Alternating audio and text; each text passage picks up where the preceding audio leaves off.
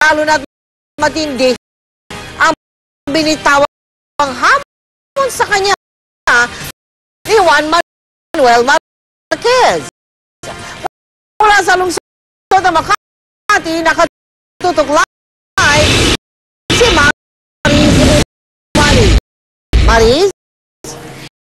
Mel, ko ang El Dinamita na si Juan Manuel Marquez kararating pa lamang ng bansa ay naisingit na kaagad ang kanyang pag-jogging.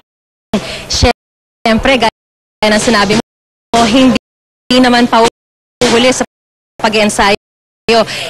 Itong ating pambansang kamaon na si Sarangani Representative Manny Pacquiao, at kitang-kita mo sa aking likuran, nandiyan na siya, nagsisimula na sa kanyang pag-ensayo.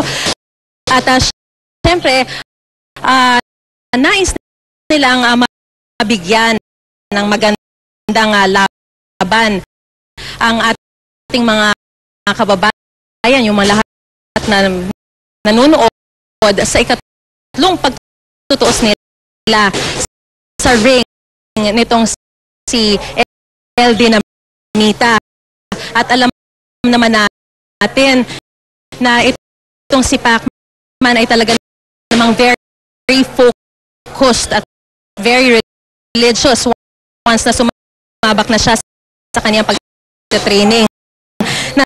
Narito nga tayo ngayon sa isang gym sa Makati kung saan ika-4 na araw na niya nagte-training mula nung Lunes, dahil simula pa lang ay nasa light o conditioning stage pa nga lang siya ng kaniyang pag-ensayo.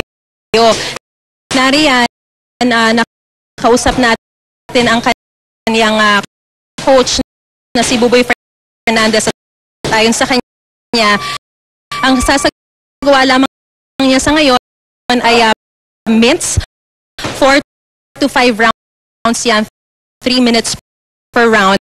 Punching bag, 2 rounds yan, 3 minutes also per round. At skip rope na 8 minutes. Pagkakasya na dyan yung 3 rounds. Ayon nga sa kanyang coach, hindi pwedeng biglain itong si ating pambansang kamaon na si Manny Pacquiao, dahil matagal na rin siyang napahinga sa kanyang pag-training, sa kanyang pag-boxing, at dun sa kanyang huling laban ay inabot ng 12 rounds ang kanyang laban kay Sugar Shane Mosley. Kaya medyo dapat sa ngayon light muna, tapos unti-unting mag-intensify yan along the way. Aabutin ng 8 weeks o 2 months ang kaniyang training. At syempre, kung nakikita nyo kung nasaan ang ating pambansang kamaon, nariyan din ang mga fans para siya'y mapanood. At yan muna ang pinakasariwang balita mula rito sa Makati. Mel? Maraming salamat sa iyo, Maris Umali.